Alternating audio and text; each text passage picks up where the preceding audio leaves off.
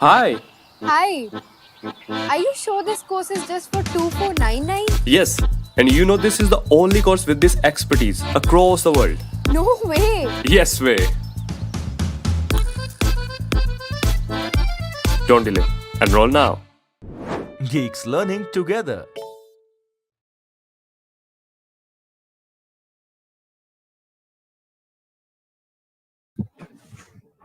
Hi everyone. So I'm back here. I think our mentors have, resolved the internet issue or whatever issue was there. So let me welcome there again. Hi. Hi. So am I audible? Yeah, you are. Can you hear us? Yes, yes, I can hear you, and I think our audience also can hear us.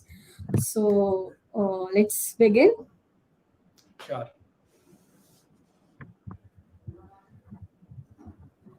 Okay. So, hi everyone. My name is Prakash Sakari, and I am a web development mentor at Geeks. I've been, working around the web and in EdTech for more than 3.5 years for now. And with Ashish. And here, like most of you might have seen my videos. My name is Ashish Jangra. I'm data science mentor at Geek4Geeks, and I'm teaching students from last 2 years in the data science domain. And yes, today's session is specifically about the summer, like the summer, how to utilize the summer to get best out of it.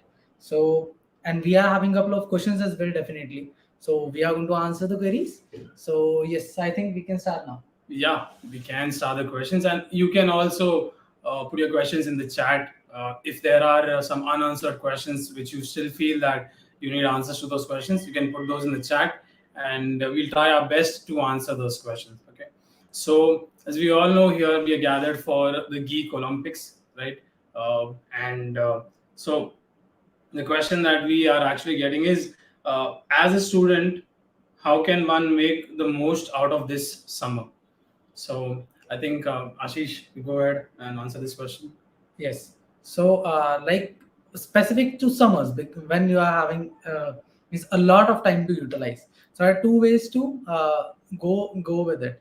And the first is, like, let's suppose if you are a working professional, then you are having a different way to go with. If you are like currently learning in the learning phase or in education one, second, third, or fourth year, then you're having different way to go with.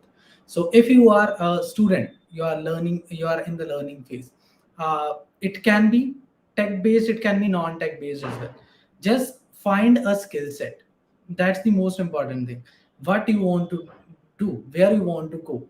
Okay, if you are from the computer science background, then the first thing that you might be thinking is DSA, definitely, right? So that you can go for the placement and all the things like that. So first thing is, if you want to go with the DSA or in the coding field, so then this might be the path that you can learn for this month. Definitely you have a lot of time, and inside that well is if you are talking about the roadmap of what you need to do, what are the things that you need to know.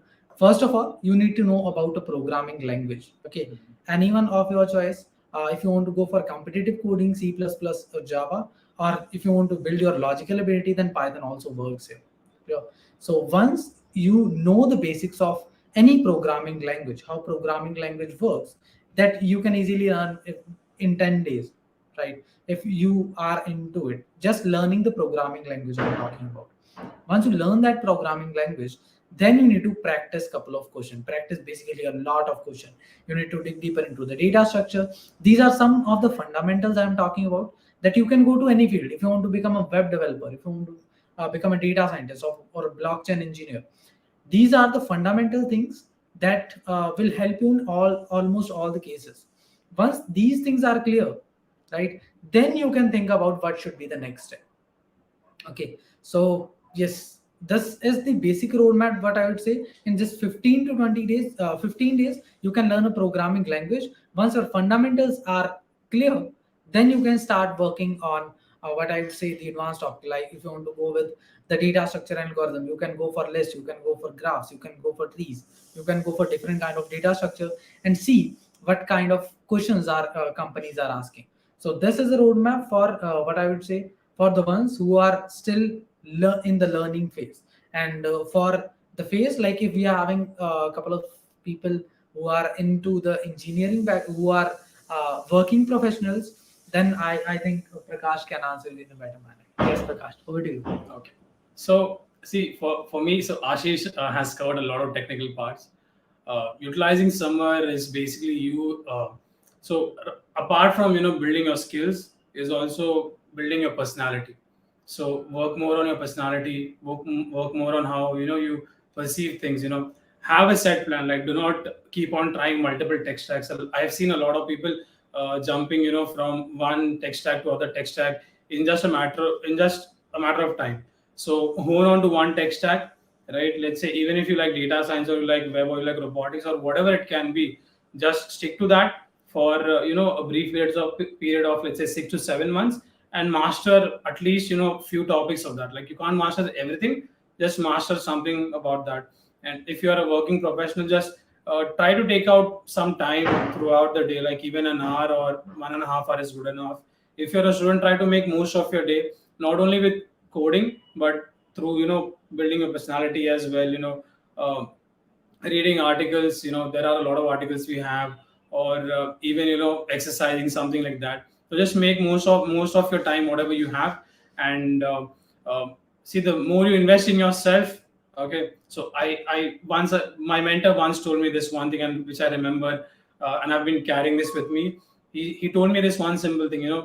6 months of hard work can change the next 5 years of your life. Right? Only 6 months of hard work can change the next 5 years of your life. So utilize it somewhere in that way where you can just change your life entirely. Even your family's life in just a matter of 6 months. So do that, right? Okay. The next question is, what is trending in the IT industry, right? So the things that is trending in the IT industry currently are, majorly there are three things which are actually trending. One is web development. Other is data science. Like, data science is a very, very broad thing, and in that there are multiple things. Like, there is NLP. You can master NLP. There is image processing. There is AI. There is ML. There are small little things. Even there is data analysis or data engineering which you can master. So this is trending. Then the latest thing that is trending is also blockchain.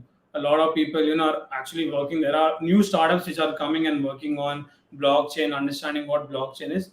Since there is not a lot of development in it, but still, because of the money that it carries and the security that it carries, it gives you the authority to have control over your things. Like, you decide the ride on an Uber, the money that you want to pay to the Uber. That is what blockchain is all about. So these things are trending currently in the IT industry. And if you want to jump into IT industry, take any of these three fields and just work on your skills, and you'll excel in it. Do not go for something which is outdated and not used, because if something is outdated and not used, learning that does not make any sense at all.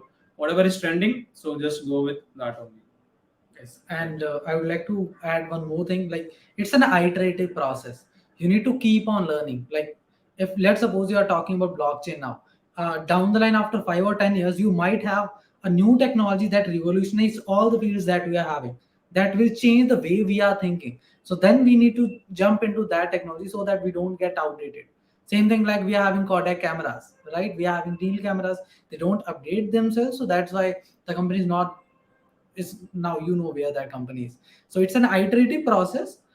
You need to keep on learning. That's the main funda that you should have in your mind, and then you can excel in almost any field. And these three fields that Prakash sir discussed are obviously the ones that you can go for if you are starting your career in that field. The other question which we always get at Geeks for Geeks, and you might be having this question, is why DSA is important for coders, right?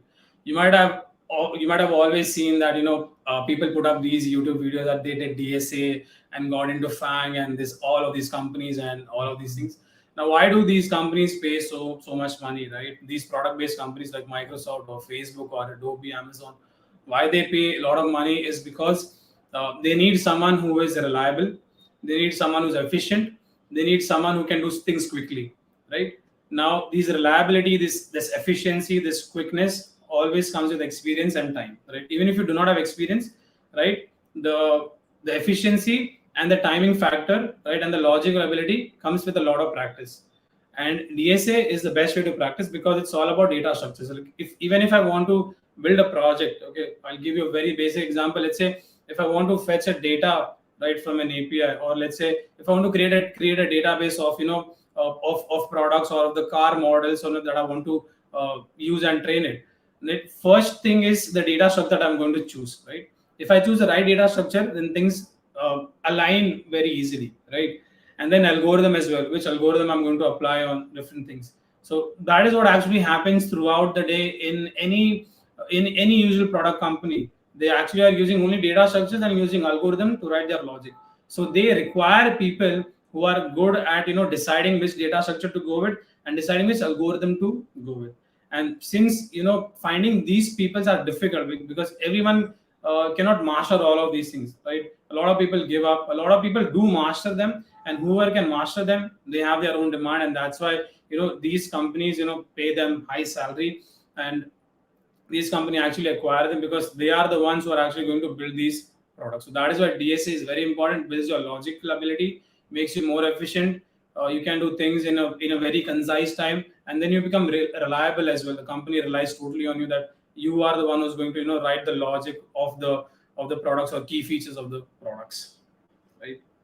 And I think we should take a question from Minmo Das. It's in the chats. This is a question for you. Is Java still relevant in the age of JavaScript? What do you think? Is Java still relevant in the age of JavaScript? Yes, it is relevant, right? It is actually relevant. For me, as an experienced person having 3.5 years of experience, I've seen that even though a lot of people say JavaScript is going to take over, but there are few things which basically Java does a lot better way than JavaScript, right? You have to accept this fact that some programming language have some pros and cons over each other, right? Java is actually super fast, right? That's why when people do DSA, they either do it in CPP or do it in Java. Doing in Java has a reason because it is actually fast, and a lot of backend softwares, a lot of backend. Even if you see whenever you doing some payment and then you see some backend running on it, most of them are actually written in Java. A lot of banking softwares, a lot of banking websites, which take these backend payments actually use Java. So it is relevant to learn Java in this age as well. It's not irrelevant totally. And if you want, you can learn Java and excel in Java as a software developer or as a web developer, both. Right? Great. Okay. The other question is, what should be the daily routine that one should follow in order to get into FANG? Okay, so Facebook, Adobe, Amazon, Netflix, Google. So see, you can set a routine, but I think we both strongly believe that don't keep a focus on FANG or any other such company, right? Don't have, because then you have a limited perspective. You're broaden your perspective. There are other companies who pay more than Facebook, more than Adobe, more than Amazon as well, right? Now I'm not saying you don't try. If Google is your dream company, do try it, okay? And all the best to you for that. But don't just have a small perspective, have a broader perspective. The routine that you can follow is practice and consistency, right? You have to find your own time. You have to find your own sweet time. Like if you're a morning person, get up early in the morning. It's just a matter of 6 months, and as I told you, working hard for 6 months can change the coming 5 years of your life. And that is actually true. I've seen a lot of students of mine do that. I have personally experienced that as well. Set a routine for yourself. If you're a morning person, get up. If you're a student or if you're a working professional, 2.5 hours a day is a good enough of time. If you're a student, utilize as much as time you want and just do your skills, and you can decide your own routine, either a morning person or a night person. And yeah, that's it. So routine totally depends on you. Just keep on practicing. See, take small steps, right? Baby steps is also very important. When you take small steps, then only you start reaching towards your goal. If you just stay there and just think I'll do it in summer vacation or I'll do it when I have 5 days holiday, that is not going to come. So take baby steps, take small steps. Even half an hour a day is good enough. Just start doing that. So make your own routine. And that also depends upon like how much efforts you are adding. It's not specific like it will take at least 6 months. Let's suppose if a person is working, let's suppose practicing 1 hour a day, and it took him, let's suppose, a year. That depends upon your dedication, how dedicatedly you can or how efficiently you are learning that thing. You can master it even in 2 months. You can, it's totally depend on how much efforts you are adding at it. So yeah, what do you think? Yeah, exactly. Yes. Okay. So There is one question from Kunal Sehgal, and he's asked it a lot of times, so I think we should answer this. yes. It's like, if someone has 17 years of experience, interview requirements even at this experience still remains the same. I asked this question about, okay, and I have invested heavily in Azure .NET Core JavaScript, but from the context of service provider companies, at my experience, top tier companies still have same interview requirements. Okay, so it's quite a difficult to understand the question. I think that you're asking whether the interview requirements are still the same, or you're asking about the interview requirements. So as far as I've understood, uh, like for someone who is 17 years, who has 17 years of experience in all of these things, uh, the the expectation is a lot, right? Even now, I have 3.5 years of experience. The expectation on me is at a very higher stake. People actually expect me to make a project right from scratch to an end product, right? And for someone who has 17 years of experience, and someone who has invested in Azure, in JavaScript, in .NET, right? And yeah, the requirements would be the same, right? People would expect you to make something from scratch to the end product. And yeah, people would the companies would expect you to know the best practices, right? For example, let's take a very small example. Like in development, we have something called as Webpack, right? Webpack is actually not required by any fresher, right? Even testing, companies do not expect any fresher to write testing, or companies do not expect any fresher even to know Webpack. But when you become an experienced person, and let's say you have 8 9 years of experience, companies do expect you to know Webpack. Companies do expect you to know testing in a good way, and you start writing testing like a product, basically a TDD product, a test-driven product, like test-driven development, rather than writing things from scratch. So yeah, the you know the stakes are very high, and they will expect you to know all of these things. I hope I've answered your question. If not, then please elaborate. I'll try my best to answer the question. Okay.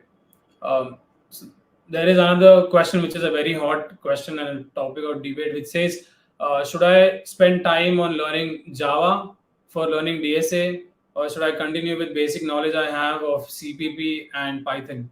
So see, DSA, see, language is just a tool, right?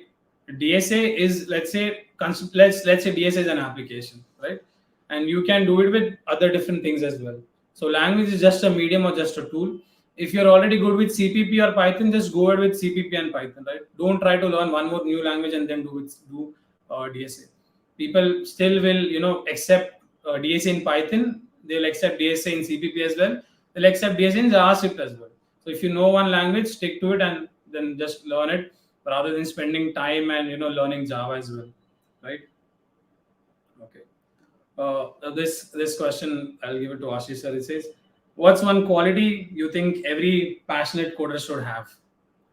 Okay, so the main quality, like if I'm asked to go for just one quality, then I would say the mindset, right?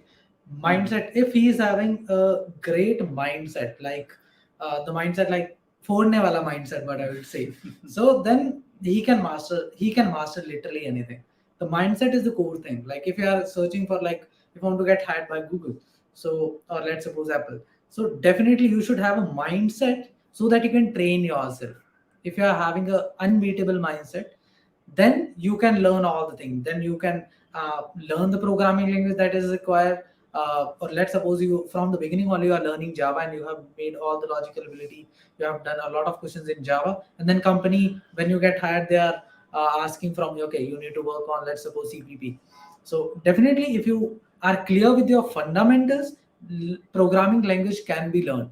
Okay, so mindset is the core thing. If you are having unbeatable mindset, then definitely you can learn it. So yes, I think that you want to add something. Um, a passionate coder is one who loves what he does, right? You will be passionate about only something that what you love, right? You passionately love your parents, right? The same way you can passion only comes out of love. If you do not love something, passion will not come. So just do what you love. Like, you do not go after things just because they are paying you good money, something like that, because at the end of the day you won't be happy with that thing. So whatever attracts your attention, whatever grabs your attention, whatever you love, just do that. That's what passion is about. We have a question which basically is about switching careers. It's like not switching careers, switching jobs. So the question is, uh, can switching jobs frequently impact my career negatively, right? So it does actually, right? If you keep on switching job every 3 months or every 6 months, because companies always see the record, right? For how many years a person has worked in the previous company, right? So if you have been working for, let's say, 2 years, 3 years, or 1.5 year, you stick with the company. So the company whom you are applying also, there comes a loyalty point as well, where they think that this person has been loyal to this company for like 2 years, 2.5 years, and then the company would expect you also to be with them. But if you have on your in 3 years, you have, let's say, 6 different companies or 5 different companies on your resume, the company will also have a doubt whether to hire you or not, because there is so many frequent switches, and that actually creates a negative impact. So if you're in any company, spend at least 6 to 7 months, or at least 8 months, or at least a year in that company. Okay, I'll go with at least a year in that company. Spend at least a year in that company, and then you can switch wherever you want to. So just don't just the and like, if the culture is bad of the company, right? If the culture is totally bad, if whatever they promised you, they are not doing that for you, then you can easily switch. Okay, then you have a reason for switching. Just switching for money, like I want this much money, that much money, that creates a negative impact. So do not do that unless and until the culture is bad, unless and until the project you're working is not exciting, or unless and until they're actually paying you way too low, then only do that. Okay, right? So we have finished with all the questions that we had received. We'll take some questions from the chat. Okay, so there are a lot of questions on DSA, but most of the questions are similar, and I think you will find the answer. We'll take a question on data science. So yeah, we have a question from Swesha. So Which one? Okay. this one. Okay. Can you suggest me, like, I'm learning data science and I want to get a good package in MNC for the freshers? Please do let me know the pathway. Okay. And she also want to know where to learn DSA if it's required. Okay. That's a pretty good question. So it's by Shreka Srivastava. Okay. So as like data science is a big field, right? Data science is an what is the umbrella inside that we are having a lot of subdomains, like we are having data analysis, we are having machine learning, we are having deep learning, we are having image, we are having computer vision. So there are a lot of domains, but as you know, the fundamentals will remain the same. Okay, so from fundamentals, I mean to say, you should know Python because it's a core language that you are using most of the time. R is also a way, but I would request you, or I would suggest you, to be more specific, to go with Python, because you know why Python is the one that, like, Python is someone that most of the data science love to work with. So you should go with Python. You should have a great logical ability, and after that you should start working on the libraries, NumPy, Pandas. You should have a strong fundamentals here with the arrays, multi-dimensional arrays, how to pre-process the data, and then you can start working on how to deal with data, how to deal with SQL based data or structured data, how to deal with unstructured data. Once these things are clear, and you keep on working with multiple types of data or work with multiple projects, then this is what I'll call it as still your data analysis, your fundamental is clear, right? So till data analysis in data science, data analysis is just a subdomain, and data analysis is something that companies are expecting from all the subdomains. Either you want to become a ML engineer, data analysis is the core, which they are all of them are expecting from you. Same goes for NLP, data analysis is the core. So first of all, I would suggest you it will hardly take what I'd say 1.5 to 2 months. So means 15 days you can give to Python, then you can practice multiple questions, you can work with different kind of data sets. And the main mistake that most of the people are doing nowadays is directly jumping into the libraries. This is something that ruins your logical ability. So make sure your fundamentals are clear. Whatever library you are using, whatever inbuilt function you are using, you should have your logical ability clear. Like even if the company is asking you to write the whole library, so you should know how the fundamentals are working, how to write the logic by their own. So if you're having these things clear, in just 2 months, you might have a portfolio of at least 8 to 10 projects in data analysis. Okay, and then you can easily apply for internship, because you are having actually good projects. And after that, once you reach into that point, because directly getting an internship in ML engineer, because once data analysis is done, then you're having multiple domains to go with.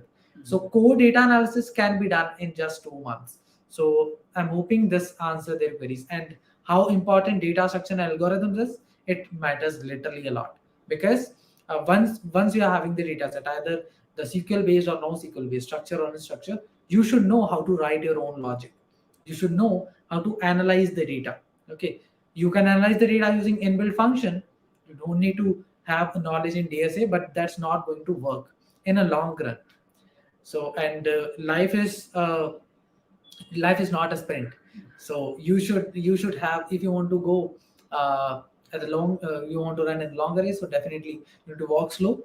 And this, I think this answers the question. Yes. Okay, that was a great answer. The other question that I've seen a lot is DSA enough to crack SD in product-based companies, or should we have any other tech stack as well? Yes, you require some tech stacks, right?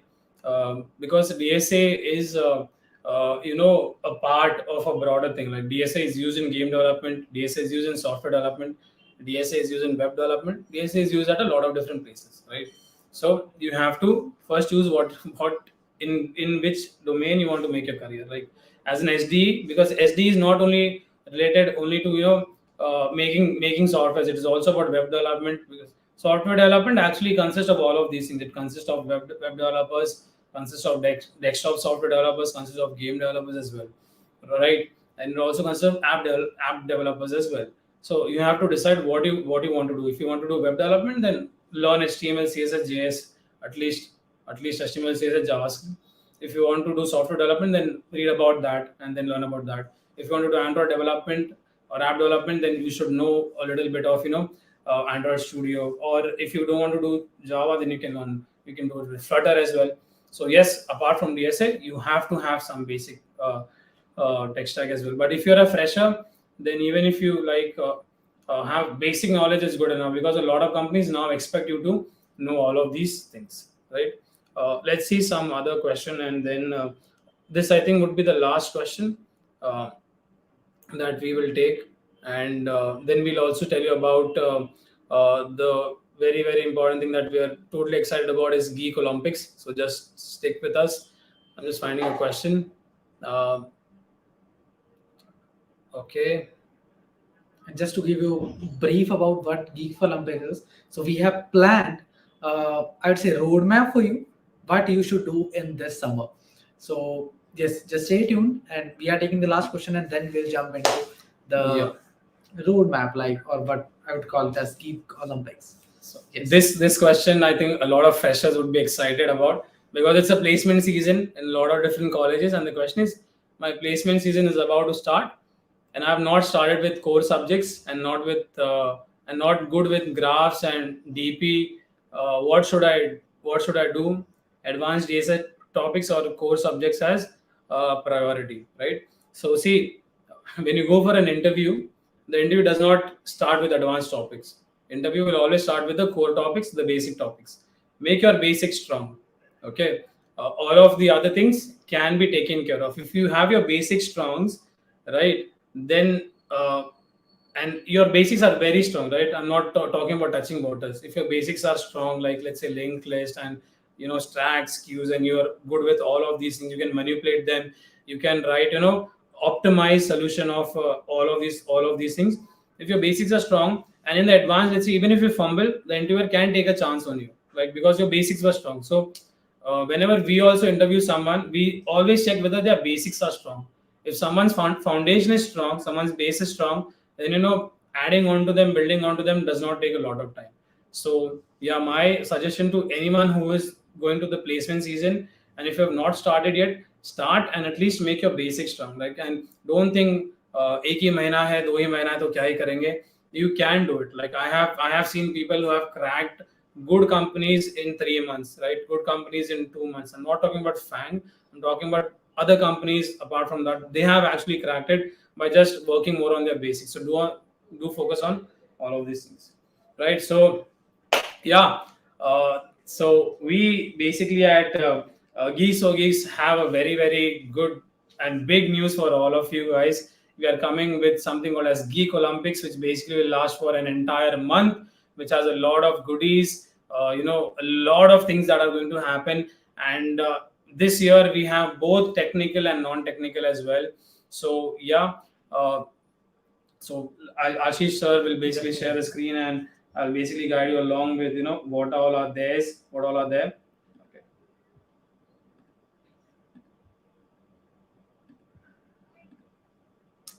Okay, so here you can see this is the roadmap that we are having. We are starting it from 1st of July. I'm hoping the screen is visible to you, right? Right, it is visible. Okay, great.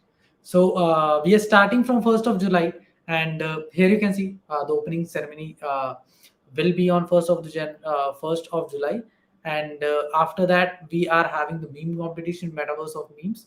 So I think Prakash sir can better tell you in about all those events, because there are a lot of things on almost daily basis we are going to do. Yeah, so Yes, we are going to have a lot of things. Now this is for all the memers. So everyone who is a memer, just assemble and share your wonderful memes to just make us laugh, because it's basically the meme contest will be there for 10 days. As you can see, there will be 5 winners, right? And for every winner we'll give a 1000 rupees Amazon voucher, right? So you will also get Amazon voucher worth rupees 1000. So there will be 5 winners. So just make something which would make us laugh. It can be related to coding, it can be related to some other things as well, not necessarily only coding, right?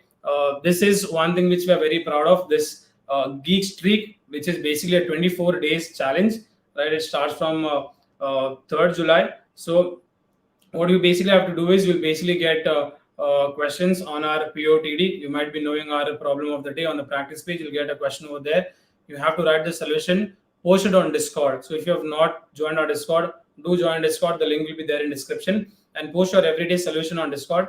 If you do that every day, like everyone who maintains the streak for 24 days will basically get vouchers from us, and you can redeem it in different ways, right?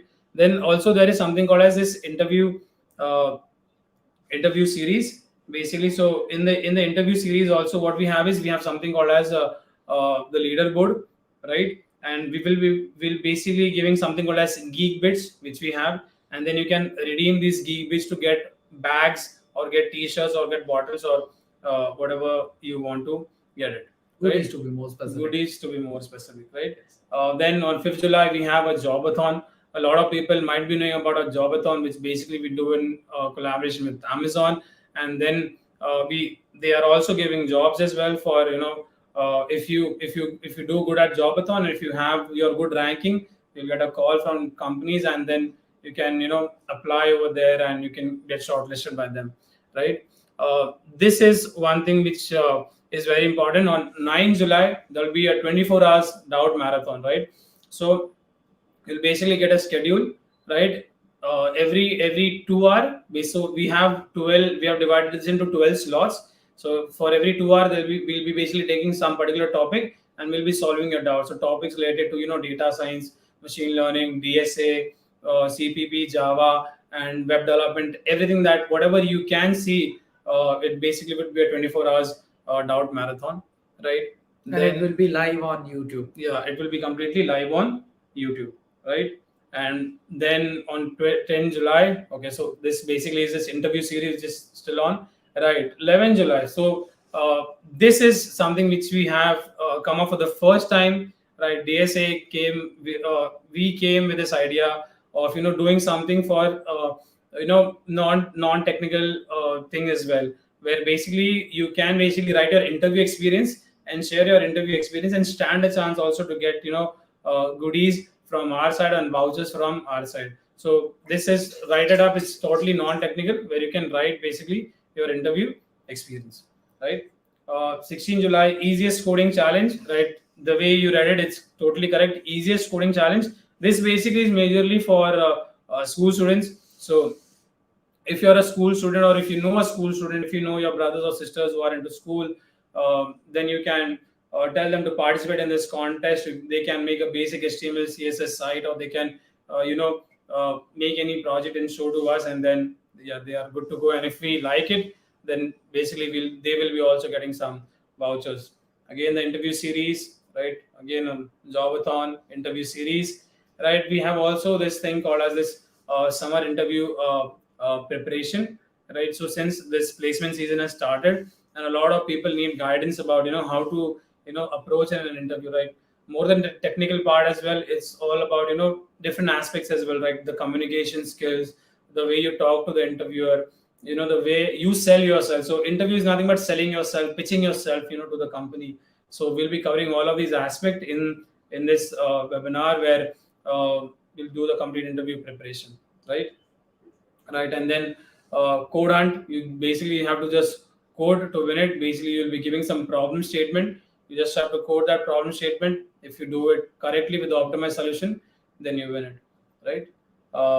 Again, the interview series. So if you consistently stay on the interview series and you are there on the leaderboard, so you will basically get vouchers and goodies. So yeah, there is a lot of things which basically are happening in the month of July. One of the most exciting month, and my favorite month, because we'll be doing so many things. I hope I had this opportunity back in my days, so that I could also grab all of these good vouchers and these goodies which Geeks are giving. So you are having this opportunity. Do not let this opportunity go away. It's you just have to take an hour or something like that from your day and just do it. And whatever you feel comfortable in doing, do that. If it's a streak, try to maintain your streak. Just give yourself a challenge, right? It's also important to give yourself a challenge where you're competing with your own self. So give yourself a challenge to see if you can complete at least 24 days, right? Even if you're not able to complete 24 days, even if you're able to complete 20 days, then you can be proud of yourself that at least for 20 days you maintained the streak. And if you do it for 24 days, good enough, well enough for you. Like even if you don't, if you do it for 24 days, you will definitely get a voucher from us, goodies from us. But even if you're not able to do it, you will still see some progress in yourself. So challenge yourself. And if you are someone who has given interviews somewhere or experience, you can write your interview experience, as a non-technical part as well. And there are a lot of other things as well, the interview series and so many things which we saw, code it and code hunt, something like that. So yeah, I am excited. I hope you also are excited for the Geek Olympics. So yeah, That's great. So basically, like these are all the things that we are having for you. So we have made a plan so that you can follow the plan, and all you need to do is just be consistent. A lot of other things as well that we are coming up with. We are having different channels on YouTube for upskilling yourself, for web development, for Gate. So make sure to go there as well. We are having special events. They are working for you. And that's pretty much it. You can register yourself. The link of the Geek Olympics is given in the description. And yes, we are taking one last question, okay, and then we can wrap up. So you can ask your queries there. Yes, Prakash. So yeah, if anyone has any questions, you can put the questions in the chat, and then we'll take this one question and then we'll wind it up. Okay. Yes, we'll put the Discord link in the description. If it's not there, we'll definitely put it up. You can comment and have a look at it. Right. Okay. Okay. Does anyone has any questions? No. Okay. So the good news actually also is with Geek Olympics, you also get a chance, to get placed in Amazon, because we have a good collaboration with them. So you can get a chance to. Uh, okay. Okay. So we got a question, and we'll take this question. It says how to improve body language in interviews. Okay. Um, okay. Now I'm getting a lot of questions.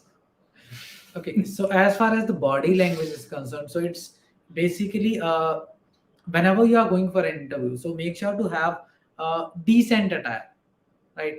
It's not very specific that you need to wear formal all the time, but you should have a decent attire. And whenever you are talking to the interview, like don't do anything which I would say, which will think the interviewer like you are doing a too much of hand movement probably, or like these are the things that the interviewer can see. The interview will like at the very, if you are specifically going for the offline interviews, most of the interviews are going online, so most of you might not have got a chance to see to go through the offline interview as well.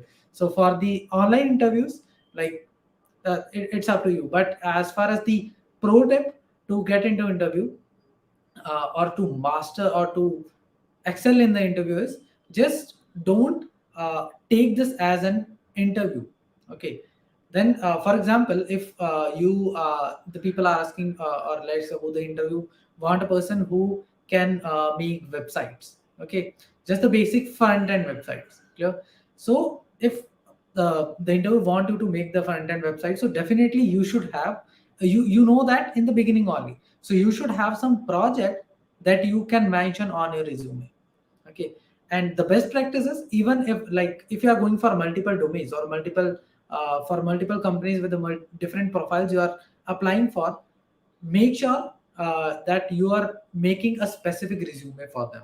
Okay, if the company is hiring for web development and you have made, let's suppose, some projects in Android development, so there are some of the things that might be common. But if you are not mentioning the web development project there, and you are just using the resume where you have mentioned the Android development project, so definitely these are the things that you should not have.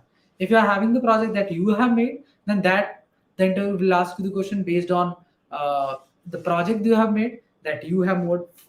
I'm expecting that you are making the project, because if you are adding any project that you have not made, the interview will know. That's why he is the interviewer. He has gone. He has taken hundreds of interviews. So don't promise anything that you cannot make, because the interview will know that. And loyalty is the thing. Like even if you want to hire a thief, you are also expecting him to be loyal to you. So this is the core quality that you should have. So just be loyal to the interview, just work on your skill set, and you can rock.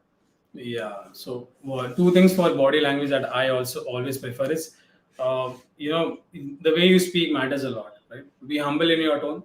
Do not try to be way too humble. Okay. Be humble in your tone. Always make eye contact whenever you speak to someone, right? Do not look here and there. When you make eye contact, you grab their attention. So you have to just try to grab the attention of the interviewer, make him interested in your story, right? So make eye contact and be humble in your tone. Okay. Yeah, so we'll take two more questions and then we'll wind it up. Okay. Okay, so this is a query which Shivam has asked. Is it mandatory to post solution on Discord? Yes, it is. Okay. How will we know you have solved the question? So Exactly. we need the proof of work on our Discord. So post your solution on Discord. Okay. Even if you're not able to do so, on Discord we have a big community, right? So if you're stuck somewhere, you can post a solution and ask help from someone, and then that you can get help from different people over there. So do join our Discord community. We have good amount of people on Discord. Like we have more than 8,000 people, and a lot. We get people joining us over every day, and it's a good community where people help each other. Me and Ashish sir are also there on Discord as well. So if we can add any solution or any help to you, we can do that as well. So even if you're not able to solve something, just ask help. And once you ask help, you'll get the help, and then you can post the solution there itself. Okay. So I think let's take this one of Shivani. Okay. Which domain is best for fresher? Okay, so so this question is depends. So if you ask me, I'll say web development. If you ask him, he'll say data science. It's like if what's the best drink? It depends upon the taste. Right. So okay, to be honest, which domain is best for freshers? So currently, see, you have to always see the trend in the industry. What is actually trending, right? So currently, as we mentioned, web development, data science, Android development, game development, blockchain, all of these things are trending a lot, right? Software development is an umbrella, and then there is game development, web, Android development as well into it. Then data science is an umbrella. There are a lot of things: machine learning, AI, deep learning, NLP, computer vision, all of these things. Industry 4.0. Yeah. You can visit it. Yeah, IoT as well, right? And there are other things as well. So you have to see blockchain as well. You have to see what is trending in the industry, what are companies using. Like, see, I'll give you an example. A lot of people in web development now are using React.js, right? So everyone is like React.js, React.js, React.js. We have to do React.js only. Why they are doing? Because companies are using. So you have to follow the trend, and then whatever is trending, do that as a fresher. If you like data science, do it, it's good. If you like web development, do it, it's good. If you want to learn PHP, do not learn it because companies are not using it. So you have to follow this trend in this way. Okay. And make sure to do whatever you love, right? Because there are always going to be the opportunity for you if you are doing it very greatly. Basically, for example, in now the time of NFTs, people are still buying paintings which are hand painted because that's an art, right? If you're an artist, like in any field, like even the coders are artists. So make sure to do whatever you love. There is always going to be demand for what you are doing if you are doing it greatly. So yes, that's the answer. Okay, so yeah, that's it from our side. Okay, the link for everything, whatever you need, the link for Discord, the link for Geek Olympics, everything will be provided in the description. So do check the description. If it's not there, it will be added in the description, right? So do join our Discord channel, and you will get it over there, right? So yeah. Yes. Okay, so Akash Sani is just spamming the chat with this one question. Sir, can you suggest a good project for a FAANG company? Okay, so the project basically that I would suggest for a FAANG company would totally be on web development. So what basically you have to understand actually is a project where a user can also do something, right? That is what actually a project. So do not make any static page. I hope you might be knowing where a static page is not required.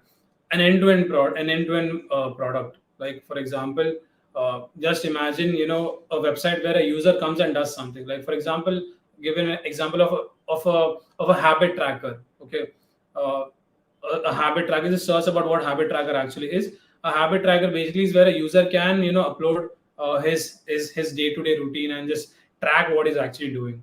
So basically there is CRUD operation over there, and user can actually do something.